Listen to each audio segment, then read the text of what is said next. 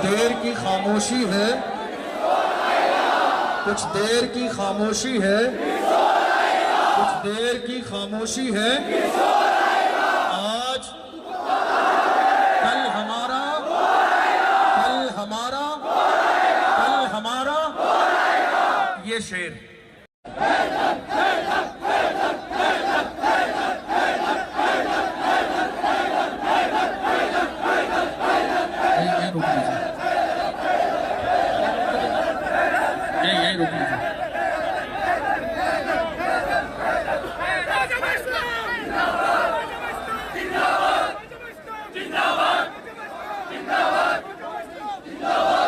मैंने आपको जो बताया था बहुत ही इत्मीनान के साथ, कोई किसी तरह की गलत बात, ज़बरदस्ती का कोई हंगामा, किसी तरह की कोई बात नहीं होगी। जिस काम के लिए, जिस बात को रखने के लिए आप आए हैं, इत्मीनान और सुकून के साथ वो बात रखी जाएगी और इंशाअल्लाह उसके बाद मेमोरेंडम पेश करके हम लोग वापस चलेंगे। आपसे गुजारिश है थोड़ा सा आप बैठ जाइए। हम अपनी जिस बात को रखने के लिए आए हैं वो बात रख के फ़ौरन ही हम लोग यहाँ से निकलेंगे। आप बैठ जाइए, आपसे गुजारिश है आप बैठ जाइए, क्योंकि साउंड सिस्टम इधर ही है, फिर आगे नहीं जाएगा तो आगे दुश्वारी होगी। बस बैठ जाइए।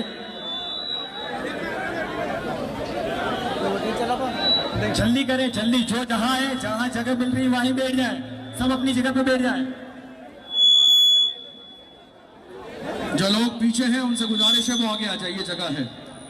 जो लोग पीछे हैं उनसे गुजारिश है आगे आ जाइए, जगह है बैठने के लिए। जो लोग पीछे हैं आगे आ जाइए, जगह है बैठने के लिए। बैठ जाइए आप लोग। इशारा किया जाया करें, इशारे में बैठा करें। बैठ जाइए, जहां तक मेरी आंख नजर लग रही है बैठ जाइए। एक बार में, एक दफा में बैठ जाइए।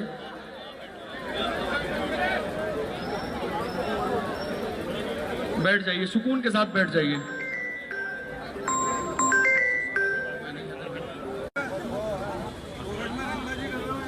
आज हमारे और आपके यहाँ आने का मकसद, आपके हमारे और यहाँ आने का जो मकसद है,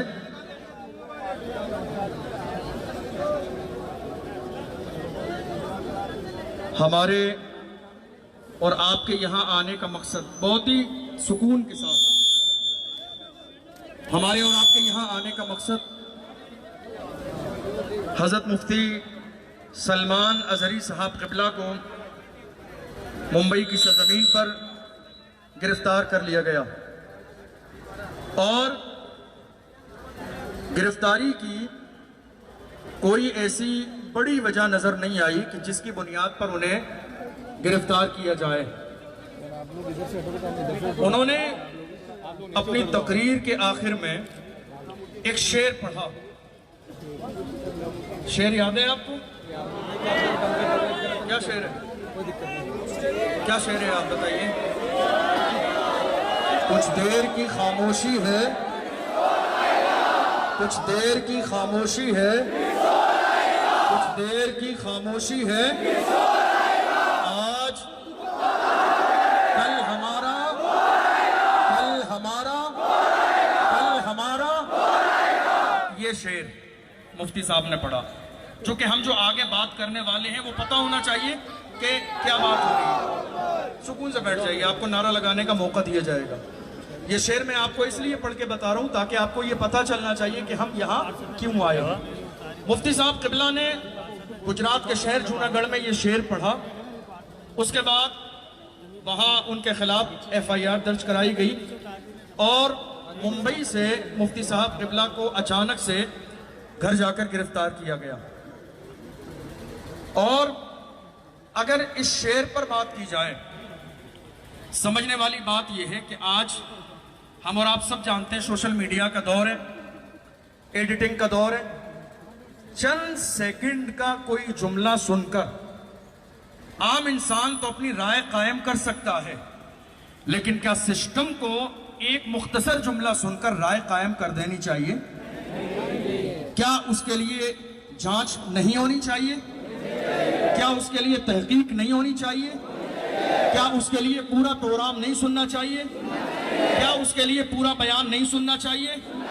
और बयान सुनने के बाद उस पूरे बयान को हमारे हिंदुस्तान के आईन के कानून के सामने रखा जाए कि वो बयान हिंदुस्तान के कानून के मुकाबले में सही है या गलत है। अगर मुल्क के कानून के मुकाबले में वो गलत हो तो मुल्क के कानून के मुताबिक सजा दी जाए। इसमें हम कोई हमदर्दी नहीं करेंगे। जो गलत है वो गलत है, जो सही है वो सही है। लेकिन बात दरअसल ये है कि मुफ्ती साहब किबला के साथ ऐसा नहीं हुआ। मुफ्ती सलमान अजहरी साहब किबला का एक जुमला सुना गया और जुमला सुनने के बाद अचानक गिरफ्तारी हुई। हालांकि तरीका यह था कि उन्हें नोटिस देना चाहिए था और नोटिस दिया जाता और उसके बाद बाज़ाब्ता इस मसले की तहकीक होती। लेकिन मुफ्ती साहब किबला को अचानक से गिरफ्तार कर लिया गया इस एक जुमले के लिए। हालांकि सही बात यह है, उनकी पूरी स्पीच सोशल मीडिया पे मौजूद है, देखी जा सकती है।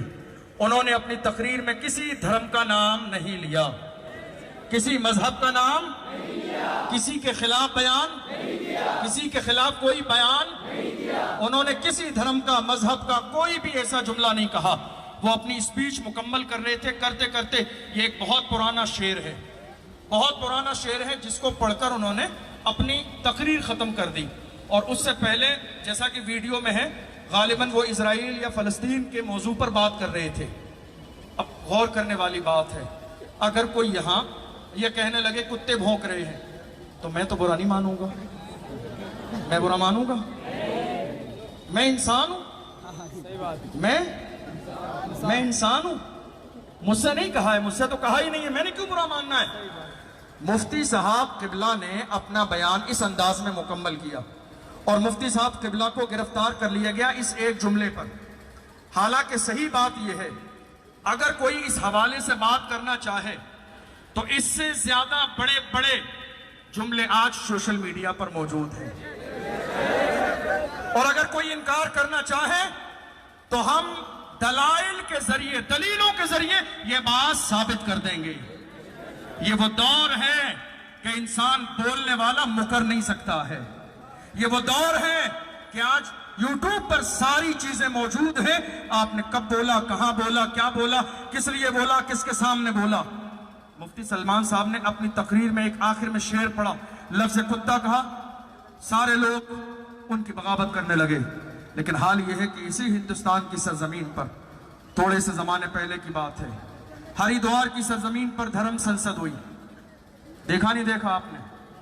मौजूद है, गूगल किया जा सकता है, यूट्यूब पर देखा जा सकता है। वहां पर बाज़ाब्ता ये ऐलान किया गया 20 लाख मुसलमानों का कत्लेआम किया जाए, ऐलान किया गया, वीडियो मौजूद है, देखी जा सकती है। उसी धर्म संसद में यह भी ऐलान किया गया कि अगर आपको सलामत रहना है या तो मरो या मारो। उसी धर्म संसद में यह भी ऐलान किया गया कि अगर तुम्हें हिंदुस्तान की सरजमीन पर सलामत रहना है तो तुम्हें हाथों में हथियार उठाने पड़ेंगे। जरा जुमले को एक दूसरे के सामने रखकर गौर कीजिए, जरा गौर कीजिए। यहां तक कहा गया कि जिस तरह म्यांमार में सफाई अभियान चलाया गया, मुसलमानों को मारा गया, काटा गया, निकाला गया, इसी तरीके से हिंदुस्तान की सरजमीन पर सफाई अभियान चलाना चाहिए और मुसलमानों को मार मार कर बाहर निकाल देना चाहिए ताकि हिंदुस्तान बाज़ाब्ता मुसलमानों से पाक और साफ हो जाए। ये सारी स्पीच मौजूद है, सारी स्पीच मौजूद है। मुफ्ती साहब किबला, मुफ्ती सलमान अजहरी साहब का अगर बयान आप देखें, लॉकडाउन के जमाने में डासना मंदिर के महंत यति नरसिंगानंद सरस्वती ने हमारे नबी सल्लल्लाहु अलैहि वसल्लम की शान में गुस्ताखी की। और जब हमारे नबी की शान में गुस्ताखी की, उस वक्त में मुफ्ती साहब सलमान अजहरी साहब ने जवाब दिया और यह जवाब का सिलसिला काफी लंबे जमाने तक चलता रहा। मैं आपसे कहना चाहता हूं, उस जमाने की सारी वीडियोस मौजूद हैं, सलमान अजहरी साहब की भी और नरसिंगानंद सरस्वती की भी, दोनों की वीडियो को सामने रखें। मुफ्ती सलमान अजहरी साहब लगातार ये कहते रहे, सामने आइए, बैठकर बात कीजिए, मुकाबला होगा, मुबाहला होगा, हम अग्नि परीक्षा देंगे, ये बातें चलती रही। लेकिन दूसरी तरफ से लगातार हमारे नबी की शान में गुस्ताखी की गई। हमारे नबी और नबी के सहाबा को लुटेरों की जमात कहा गया। कुरान के बारे में कहा गया कुरान गालियों से भरा हुआ है माअज़ल्लाह। ऐसे हजारों लाखों जुमले हैं जो कहे गए, और उसके बावजूद हालत यह है, किसकी गिरफ्तारी हुई, कौन आज जेल में है, किसको परेशान किया गया, किसे सताया गया। आज देख लो मीडिया का हाल यह है। मैं सबके लिए नहीं कह रहा हूं, जो अच्छे हैं, जो ईमानदार हैं, वो लायक एहतराम हैं, वरना बहुत सारे लोगों ने दुनिया के सामने सिर्फ नाम कमाने के लिए, जरा आप यूट्यूब उठाकर देखो कितने चैनल ऐसे हैं जिन्होंने मुफ्ती साहब के लिए क्या कहा, जहरीला मौलाना पकड़ा गया, जहरीला बयान देने वाला पकड़ा गया, माहौल खराब करने वाला पकड़ा गया। मैं आपसे पूछना चाहता हूं, जहरीला बयान क्या है? दुनिया की यह तारीफ है, जब कोई एक पॉपुलर शख्सियत होती है और जब उसको पकड़ा जाता है, किसी मसले पर गिरफ्तार किया जाता है, तो उसके मानने जानने वाले थाने में आग लगा देते हैं। ये मुल्क की बेशुमार वाकयात हैं, हिंदुस्तान में भी और हिंदुस्तान से बाहर भी। ये अपनी मोहब्बत का अंदाज है। मैं मुफ्ती साहब के बारे में खबर दे रहा हूं आपको, ऐसा बहुत सारी मिसालें हैं। मुफ्ती साहब जिस दिन गिरफ्तार किए गए, जैसे ही सलमान अजहरी साहब को गिरफ्तार किया गया, ले जाया गया थाने में, उनसे मोहब्बत रखने वाले लोगों का एक बहुत बड़ा जम्मे गफीर पूरा हुजूम आके थाने के सामने खड़ा हो गया। नारेबाजी होने लगी, रिहाई के नारे लगने लगे। जब पुलिस प्रशासन से भीड़ जो है कंट्रोल ना हुई, तो उन्होंने माहौल को शांत करने के लिए सलमान अजहरी साहब को बुलाया